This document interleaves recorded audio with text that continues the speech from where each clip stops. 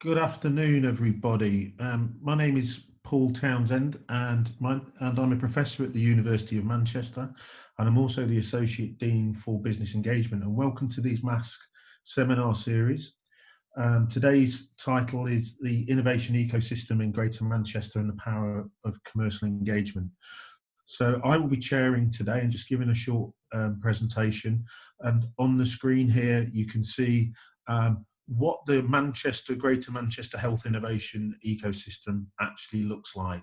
And today our two presenters are Andy Wilkinson, who's the CEO of the University of Manchester Innovation Factory, and he's going to talk about mechanisms of commercialisation and entrepreneurism.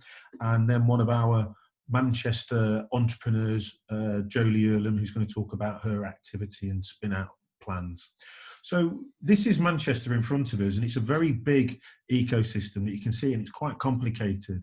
And it shows the journey that we've been on. There's an element of what one could call random chaos. Like all cities and countries, Greater Manchester faces incredible public health challenges, and that's an understatement compared to what we're actually going through at the moment, and against a backdrop of rising health and social care costs. But at the same time, there are challenges and barriers to introducing what we call innovation into health and social care. And in MAHSC, the Manchester Academic Health Sciences Centre, we've got a number of mechanisms and processes of where we can actually provide opportunities for the public, the industry, the NHS, the government, academics, all different stakeholders to engage. So now Manchester being empowered by devolution, we're uniquely placed to kind of attempt to solve those problems. We're in a single accountable body responsible for the city's region, which is Health Innovation Manchester, which is an overarching umbrella organisation that looks after the innovation pathway. Now, one way to look at this is to go to our next slide, which is here, which is where we can break this down into where we have the government, who obviously provide, the most importantly, finance, but innovations which come from universities, large firms. And you can see here on this diagram, this is the fiscal environment. The whole idea is to have a food chain that is a self-fulfilling food chain that allows research funders to feed into the university, that's governed by government, that allows us to do innovation, to train people, to provide licenses, knowledge exchange. So there is more to it than just money. There's incredible impacts that we can do in terms of knowledge exchange, etc. So who is important here is that we've got our people, we've got the technical and creative skills, and Greater Manchester has an absolute vast array of these. We've got finance and infrastructure that will be discussed today, ranging from the government funding agencies through to seed capital. We've got the flow of knowledge and ideas, both in and out of the ecosystem.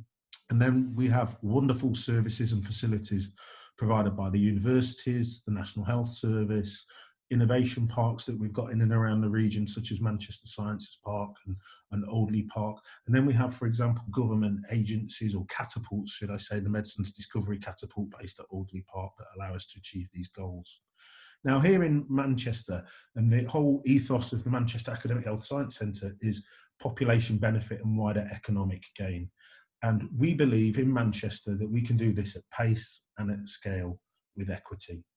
Okay, so the whole idea is to start off with the structure from government funding, the role of the citizen in this, our research power of our universities, and I've just denoted the Manchester University here, but of course there's others which I'll show later, and the NHS in a number of what we call domains, where we know, for example, in women's and children and information and repair, that we are centres of excellence. Likewise, cancer domain is a beacon of activity for the region, and this is an area where we are globally leading.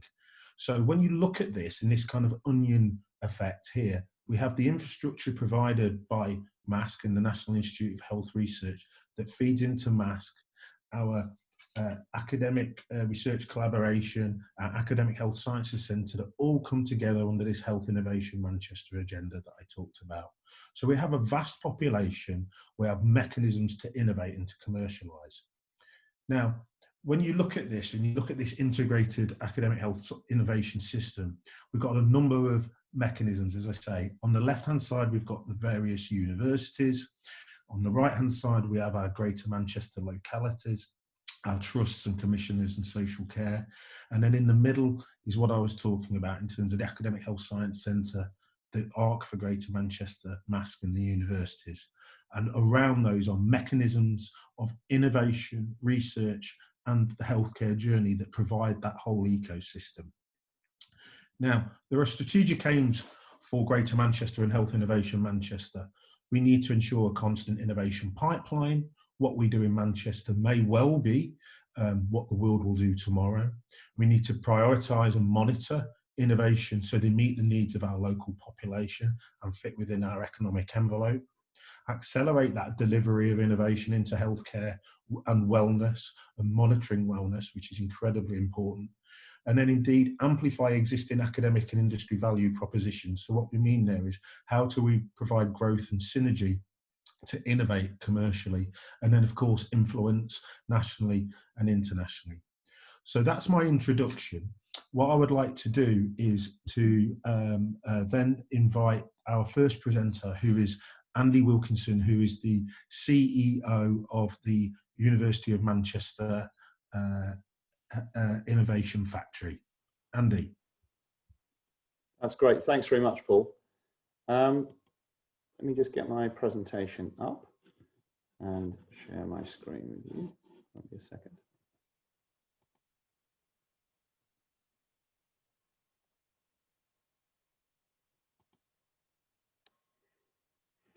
There we go. Can you see my screen, everybody? Sounds like a no. Let me try again. No, we can't see your screen. Sorry, Andrew. Could you try again? Thanks. Yeah, here we go. Let's try again.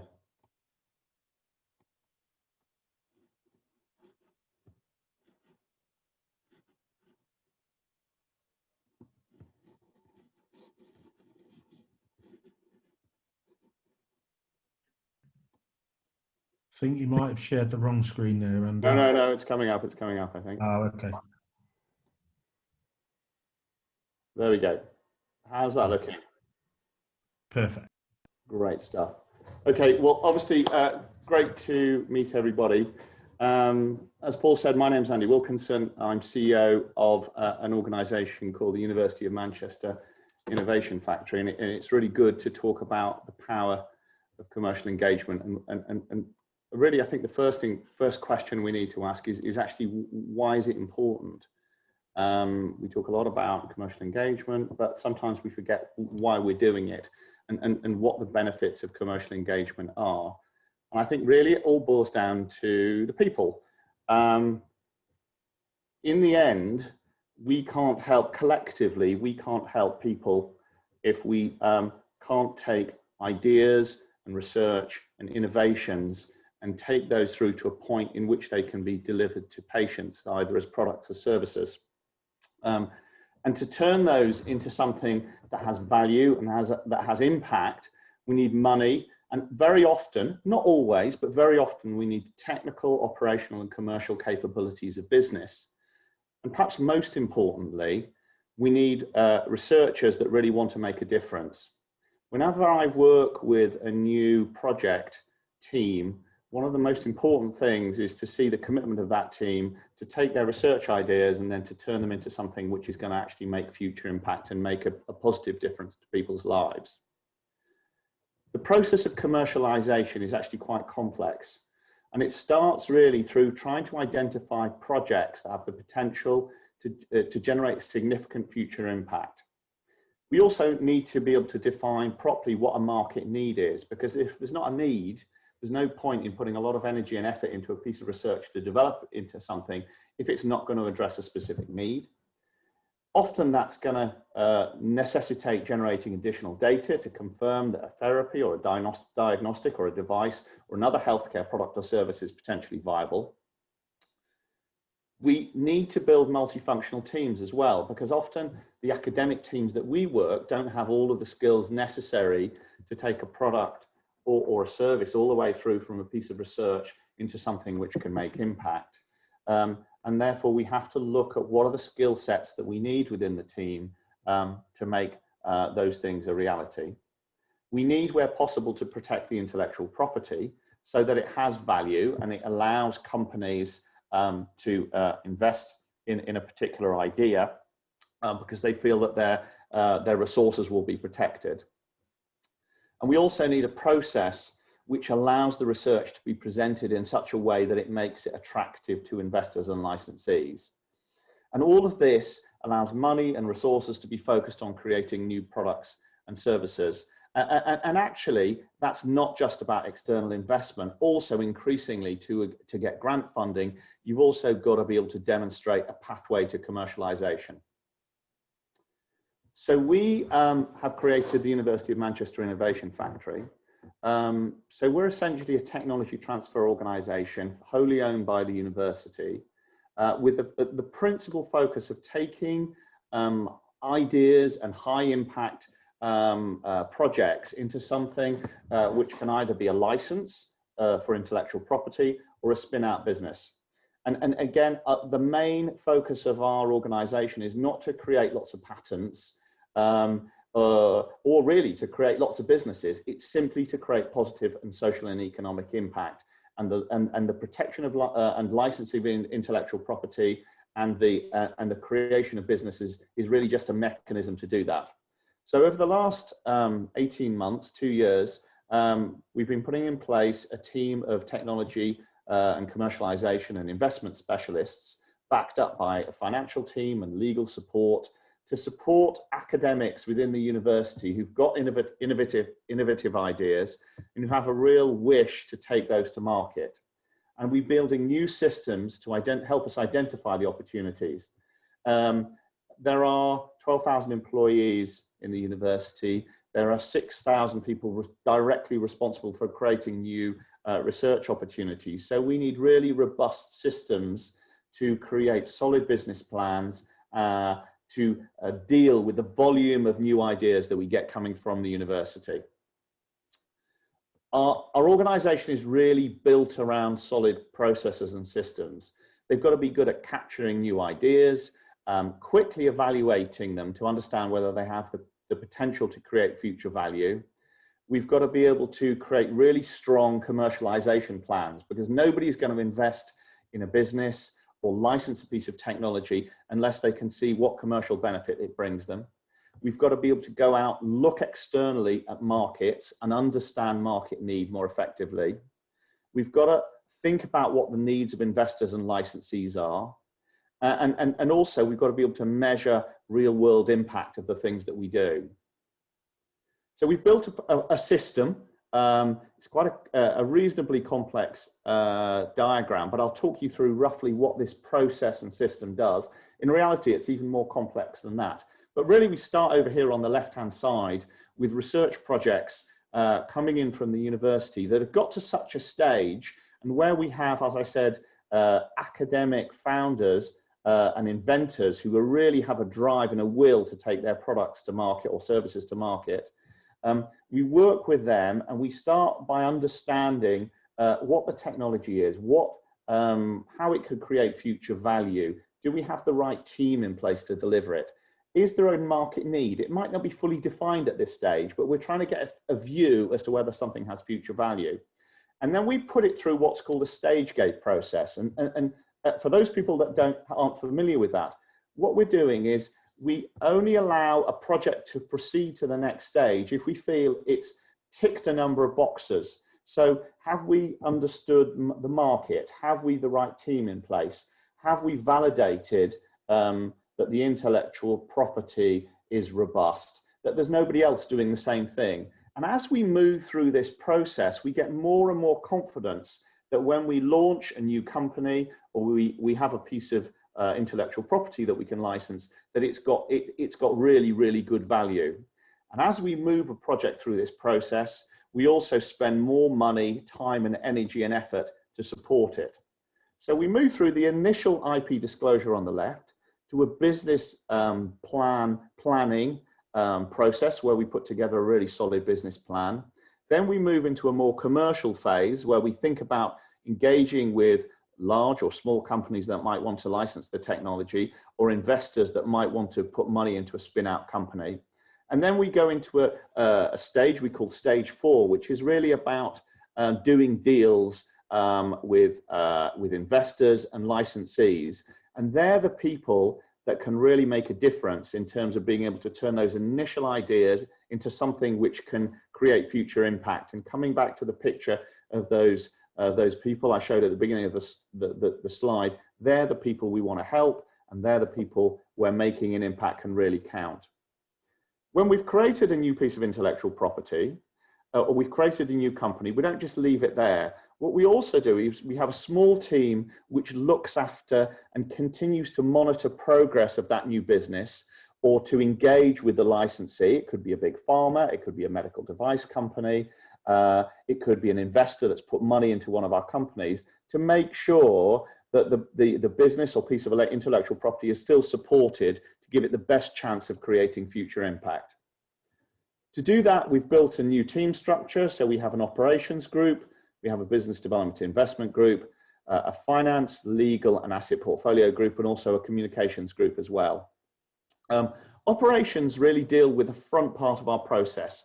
So all about identifying new opportunities coming out of the faculties within the university, trying to quantify their future value, starting to put together business plans and financial modeling, developing intellectual property and protecting it so that we have something of value that we can then commercialize, and also starting to talk to industry and market. So starting to talk to people involved in the life sciences or biotech area or medical devices area to see whether there's market potential for what we're trying to do.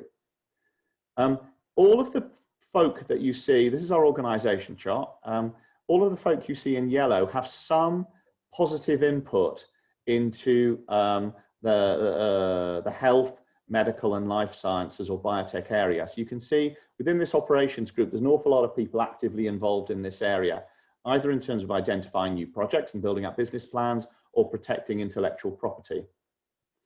Our business development and investment group are all about doing the deal and positioning and taking these ideas and making them really exciting for potential investors or funders.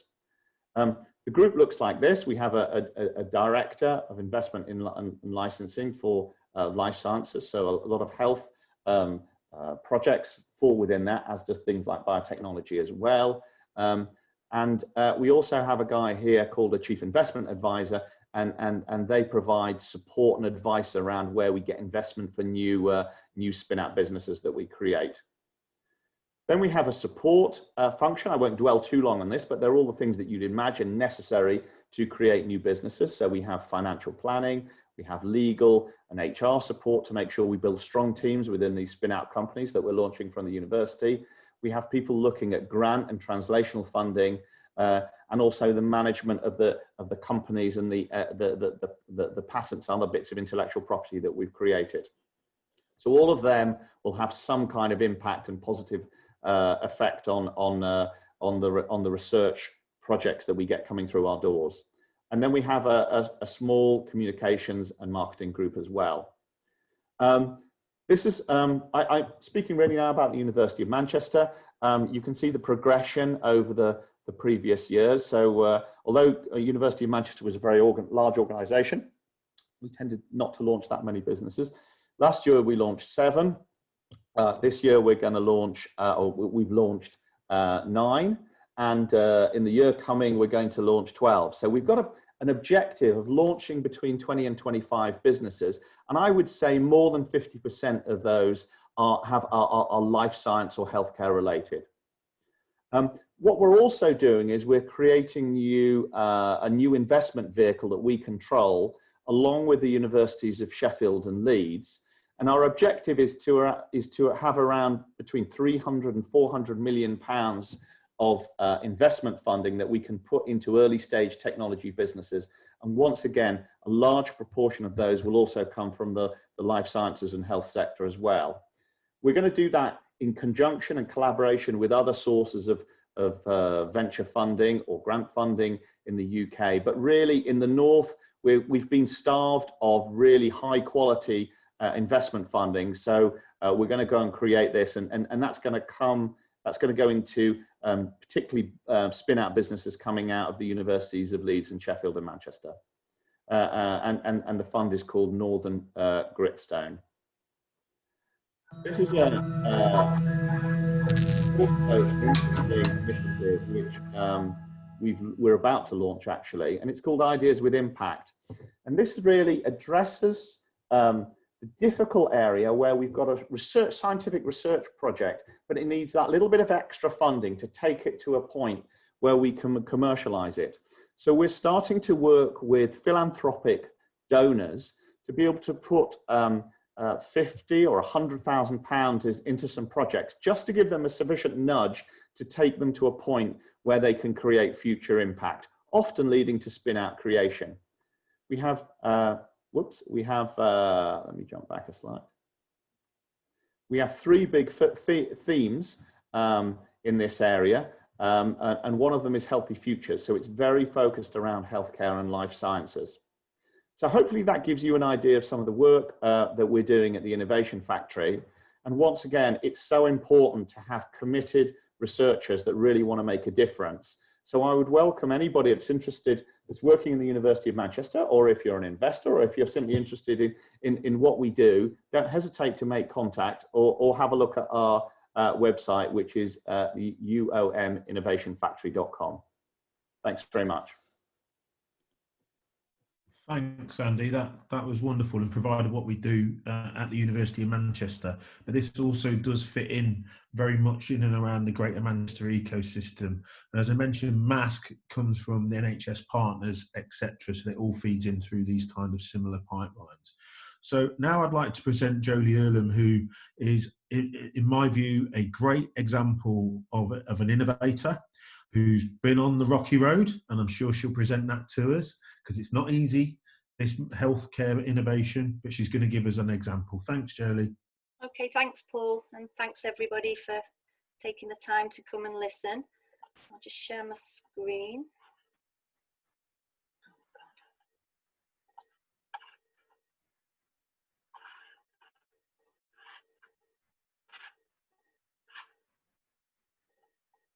Can everybody see my screen? Yeah, perfect.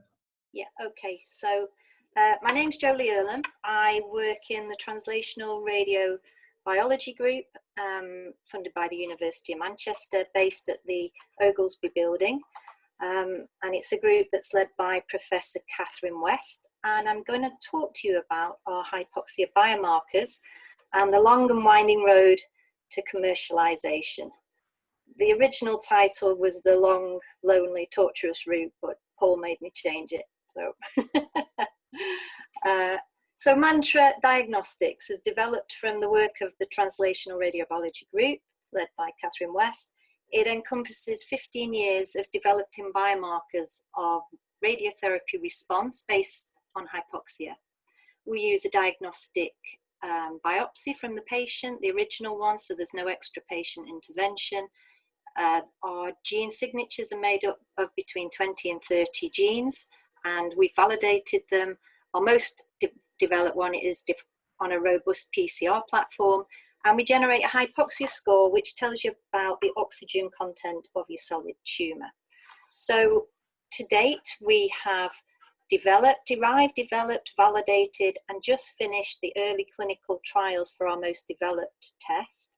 And so it was really ready for routine clinical use for patient benefit. But this kind of illustrates what we came across. We trundled along on doing our lovely translational science and having beautiful data for publications. And then we got to this huge gap and we just had no clear route of how to cross either over into the commercial field or to even get our test routinely delivered clinically. So the first problem was we had great science, it's all validated, it's all published, but there's no way of crossing that bridge. When you first start to talk about having clinical delivery of your test for patient benefit, the regulatory landscape becomes a real hurdle quite soon. You know, how do you get your test that's come out of a lab up to the right regulatory requirements to inform patient treatment, and how do you get it delivered in a laboratory that is accredited to do so?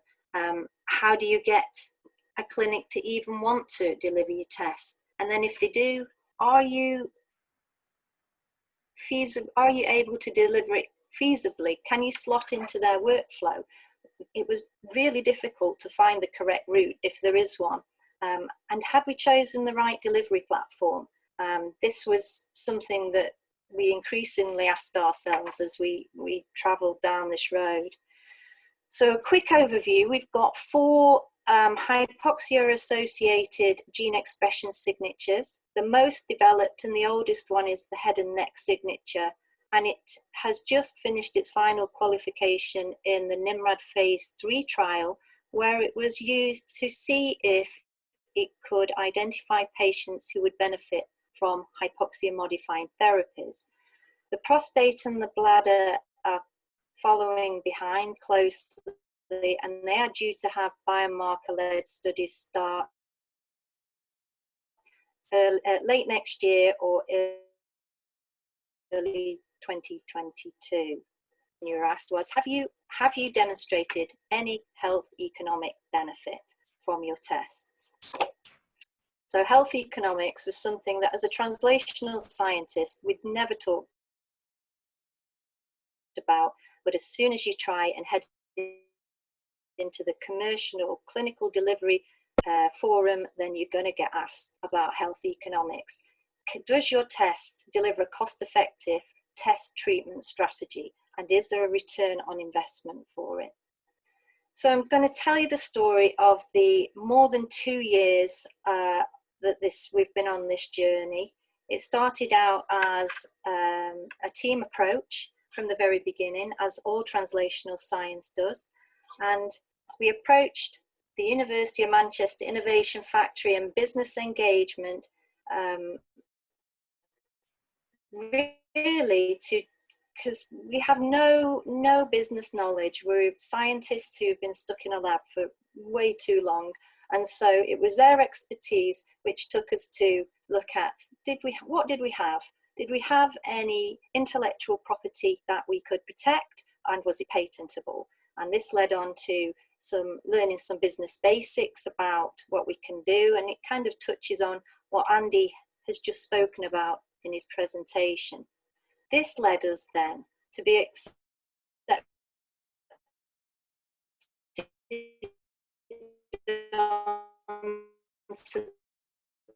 the Alderley Park Accelerator that made you think, who are you? Your test? What is the market value of your test? What is your actual value proposition? And we came out of that accelerator program with an idea of who Mantra would be and what it would do.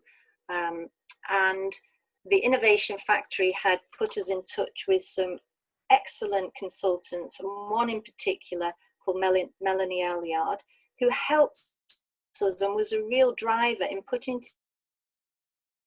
together the first business case that came out of Mantra in a regulated laboratory that we were going to set up in Alderley Park, and we were going to deliver pharmaceutical development programs. Unfortunately, to coin the Spice Girls, 2 became 1 at this point. So anything here is what I have led forward in a much more agile approach. So for the past year, I stripped down the original idea of setting up a diagnostic laboratory, because really we had to have a feasible work plan and approach. So I identified 3 key areas that we really needed to tackle to make our biomarker, our tests, appealing to a commercial world and for the clinical delivery for patient benefit.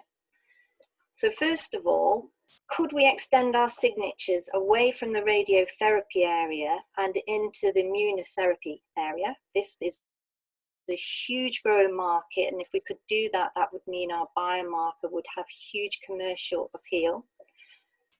Can we feasibly clinically deliver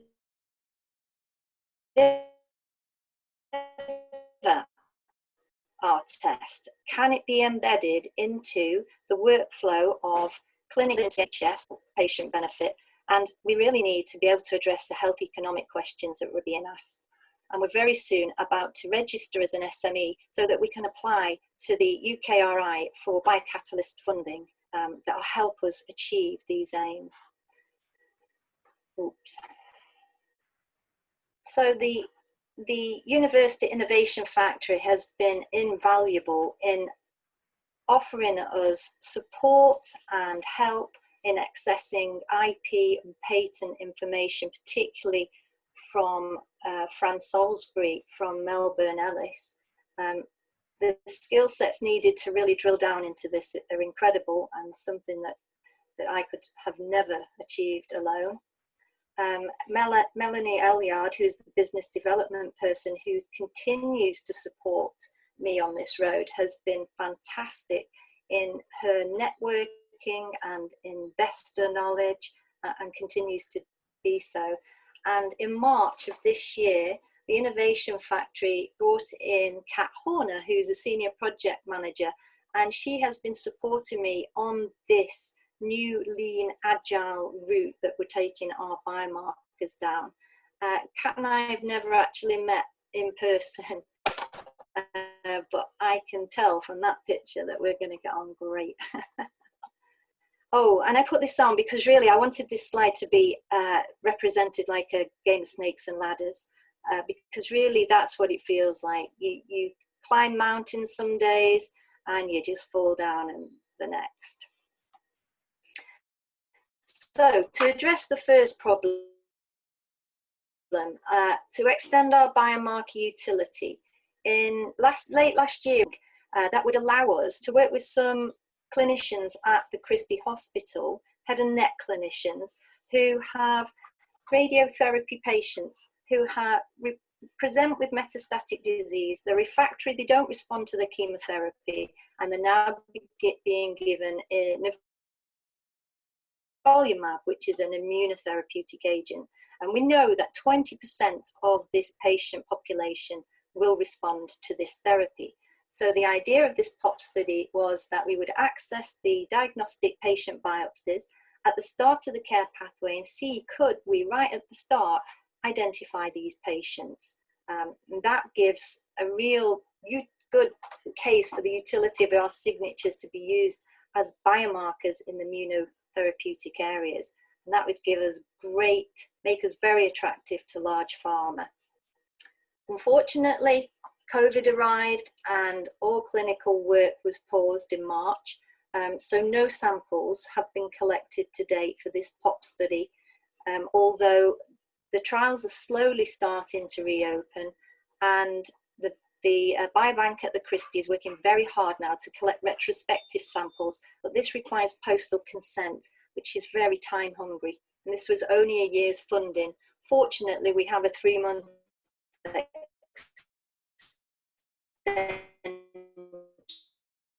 extension out to the end of January at the Lighthouse Labs to do the diagnostic testing. And during that time, I met the Medicines Discovery Catapult team and worked very closely with them. And they are now engaged with us, helping to support accessing samples from a commercial biobank, hopefully to achieve our project aims by the end of January, which is the end of this funding.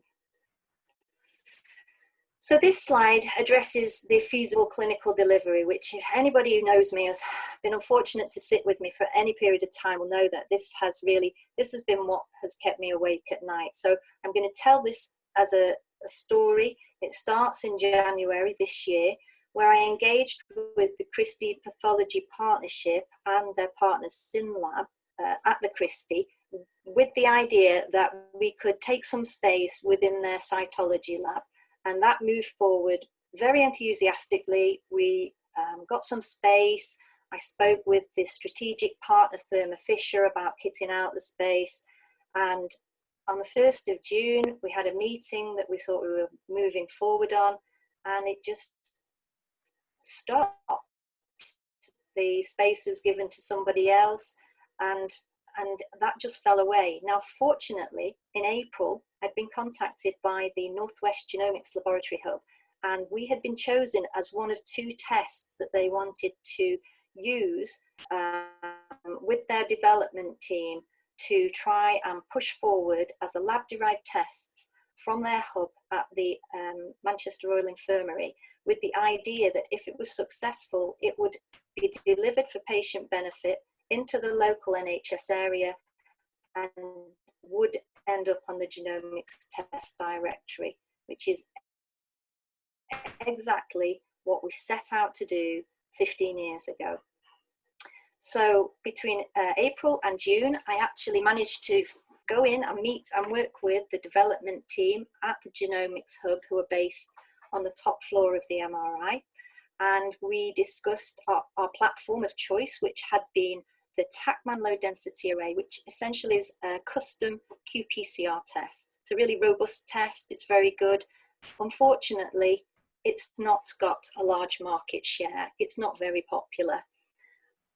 We tried to work again with Thermo Fisher and the genomics team to access what was required, a very small piece of kit that would move this development plan forward, but we couldn't access it. So we decided to bite the bullet and change over onto an Illumina next generation sequence targeted platform. So between June and August, the development team and myself worked quite intensively together to generate a very bespoke, specific gene list on the Illumina NGS platform. And that's now ready. And the idea is that we will now start an assay verification work package, and we will move over from the qPCR platform onto a new platform. We will lock down the analysis. The genomics team will help with this. We will demonstrate feasible workflow in a clinical setting. And if all this works, and if all this is successful, what we will have achieved is seamlessly embedding ourselves into one of the 7 genomic laboratory hubs in England. And it means that this test will go on the Cancer Genomics Test Directory and be delivered for patient benefit. What we will come out with as a group of scientists is a lab-derived test with a tech file that's been delivered in an accredited environment. So if we go back a little bit, midway through lockdown, one of the problems that I spoke about before was the health economic study. So I engaged with the University of Manchester, and particularly Alex Thompson and Zoe Phillips, who are health economists, and we decided to commission a work package where Alex would create a model, a health economic model that would allow me to, once the outcome data from the clinical study, that is due in a couple of months, is released, it would allow me to plug that data into this model and give a cost benefit of using our hypoxia tests. The problem we have is that you've not only got to save lives, you've got to save money, and you've got to have a really robust way of demonstrating this. We also took regulatory advice from experts by the Innovation Factory, helping navigating a really complex landscape. Once this work package here has been completed of the assay verification, and we head off the end of the arrow, and if we're successful, we then engage with Your Gene Health, who have agreed to be our subcontractors and potentially partners in the next phase of the development of these tests. So quickly, the commissioned health economic analysis. I think as a translational scientist, one of the things that I've learned personally is that this needs to be thought about at the very start of any clinical studies, at the grant writing stage. You need to know, will you test the impact on treatment decisions? What impact does it have on outcomes and particularly costs? Sadly, it has to show a cost benefit if it's ever going to be adopted, particularly by NICE. So apologies for the busyness this slide. This is actually what I have on my wall, and it is the project plan for the head and neck signature, which is our trailblazer exemplar signature. It's the oldest one, it's the most developed. So work package 1, it's going through the assay verification and development with the genomics hub. Hopefully it will come out of the genomics hub as a lab-derived test. We will then move on to Your Gene. They have a genomics specialist arm called X5, and they will then take our panel and take it up to the right regulatory requirements for routine delivery. At the same time, we can also do retrospective pharma studies, seeing if our signature still has extended utility in the immunotherapeutic area, which is a huge growing market. And this is where the commercial appetite would come from our signatures. Work package 3 is to lock down our delivery of our actual score, and it is probably here that we would look to put some patent or intellectual property protection, and work package 4 would be the licensing or selling off to Your Gene, who've already shown an interest. Ooh, I should have starred them as I went. So the total cost of this whole work package is in excess of £300,000. But that would give you, in the end, a CE in vitro diagnostic that could be sold to be delivered for patient benefit and used in pharmaceutical developmental studies. We also have a pipeline of other signatures that I mentioned before coming through, and this just illustrates that we have a bladder biomarker-led study, a prostate biomarker-led study in the pipeline. Once they've delivered, then they follow the same route as the head and neck signature, and this is a timeline that shows you it takes us out to 2025.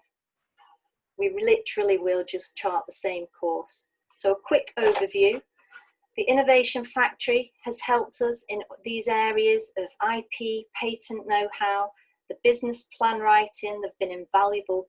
Kat has been an incredible support this year on that, and Mel beforehand was really great. The project plan, which I've showed on the previous slides. So we have addressed the first problem I mentioned was extension of the utility of the signatures. We've addressed that with the Medicines Discovery Catapult. The health economics, we've addressed that with the model that's been created for us. And once we slot our outcome data into that and able to show a cost benefit, we can approach NICE for recommendation and approval. And we also have a lab-derived test, the potential for a lab-derived test delivered from the Northwest Genomics Hub with a tech file that we can move into development into a CE-marked IVD. And we're able to do retrospective pharma analysis using them panels. The academic collaborations, another string to this journey, really have come about through conference attendance and just knocking on doors insistently. So the top one is the US key opinion leaders, who I met one at a meeting last year, and I just emailed, and this has led to us engaging in an academic collaboration on one of their immunotherapeutic studies. We're going to run our signature retrospectively through one of their clinical studies. Dr. Michael Hay would like to co-develop our test as a biomarker with his hypoxia-activated prodrugs, which is very exciting. And we are in the middle of a collaboration with AstraZeneca, where we are combining our hypoxia signature with one of their signatures to see if it adds discrimination in 3 of their clinical studies. And we have a meeting, a follow-up meeting about that next week, so that's really exciting. So here's just a summary of the commercial companies I've engaged with over the past 2 years. The ones in red have sort of fallen away or have been paused for now, but the ones in black are still ongoing and really contribute and support the moving forward of this project. The academic collaborations, again, will add extra weight and credibility to these signatures, and are really exciting projects to be involved in. So this is all teamwork. This is nothing without the team science from the Translational Radiobiology group. When Mantra Diagnostics spins out, at the moment, it will just be me sat in there with Catherine as support. We've had amazing business advice from Andy, who you heard from before, and Paul, and also Rob Bristow, the director of the Oglesby, the Manchester Cancer Research Institute. All these places have offered support and guidance when I've asked for it, but I think Mel Elliard probably has offered the most support over this past year, and I'm really thankful for that. So thanks for listening, and that's my journey through the route to commercialisation. Thanks, Jolie. Thank you very much. That's great. I think I'd like if everybody can maybe turn their cameras on so we can see the audience. And if we've got any questions, it would be great for people to maybe raise their hand. And I think Jane, maybe if you can let us know. But maybe I'd just like to try and get the ball rolling. I thought that was really interesting. You can see we've got an incredibly rich innovation ecosystem in and around Manchester, and I know a lot of the audience are involved in that ecosystem. I just wanted to ask Andy, if you had one particular USP, so unique selling point, and Manchester's full of acronyms, what is that USP that the Greater Manchester ecosystem's got for commercial activities? Yeah, I think where we are so strong compared with the rest of the country, and I would also argue with large parts of the rest of the world, is that we are completely joined up and integrated, and we have fantastic world-leading research. We have got organisations that support the translation of that research into really robust commercial plans. We've got Devo Mank, which gives us a kind of engagement and control over health activities within the region. We've got facilities like Alderley Park. And I think when you combine all of those things together, along with a very motivated group of researchers, you've got a very, very potent combination. And I think the more we bring it together, and the more organisations like Health Innovation Manchester, etc., and the universities and Alderley Park pull all of these things together, the more potent that becomes. And I think it is a very, very positive future for taking this high impact research to market and making a difference to people's lives. I think that's wonderfully said. That's great. I was just wondering, has anybody in the audience got any questions at all? I can't see any hands, if there are any. None. Peter Clayton. Yes, please, Peter. Thank you, Paul. Jolie, that was a great talk, and lovely to hear the story. You sort of, you had your snakes and ladders in there, and you gave the impression that obviously it's not always an easy journey to go on. However, when I look at your timelines, you seem to have achieved quite a lot in a relatively short period of time. So are you pleased with the pace at which things are going now, or do you think things could have gone quicker? And if so, how would you have made them go quicker? I think everyone's wise in hindsight. There probably would have been things that have done differently. I'm very pleased at the pace things have gone this year. It seemed to, there was getting into the Northwest Genomics Hub was really hard. That was at least a year of knocking on doors, not being put off. I think you even tried for us, didn't you, Paul? It was really tricky.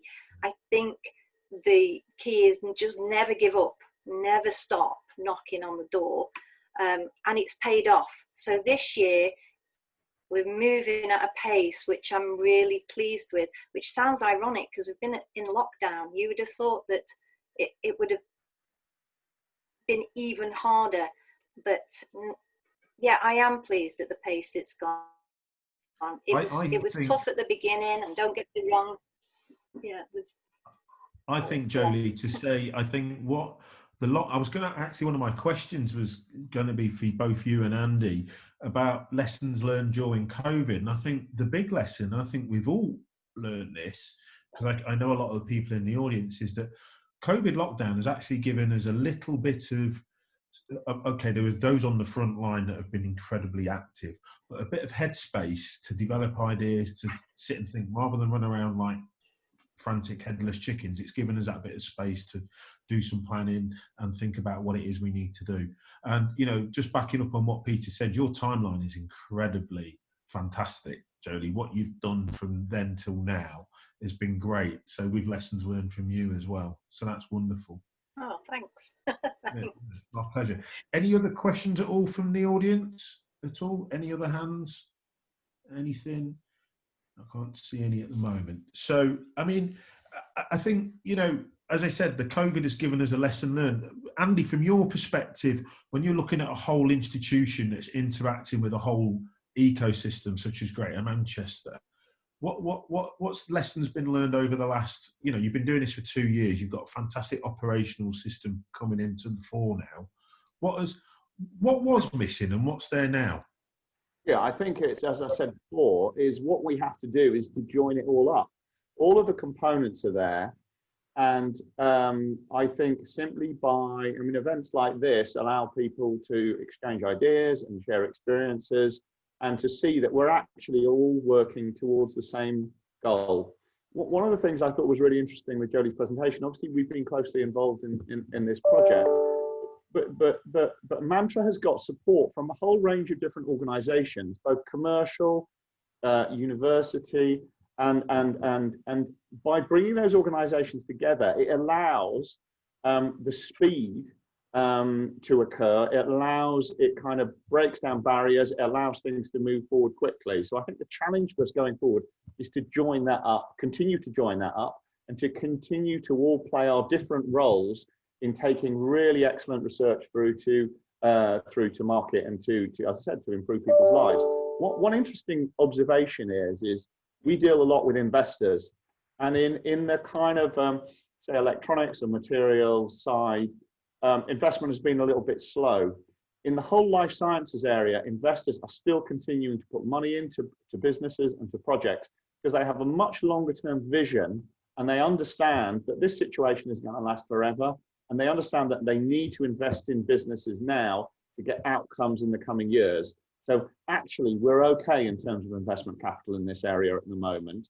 And I think if we can join stuff together a little bit better and make ourselves a little bit slicker, we will be the world leader in terms of taking life science and healthcare science and turning it into businesses and licenses and things which have a positive impact. I think that's a wonderful, wonderful message. And I think that if any of the audience want to get in contact with both Andy and I, maybe collectively, we will know on the dial where to approach in and around the ecosystem, because it is a large ecosystem. It's complex. We know many of the doors. We know many of the gateways in and out of the system. So please contact Andy and myself. And I think Jane will send out our email contact details to you all. Likewise, if anybody would like to contact Jolie, I'm sure she'd be open to an approach to give advice.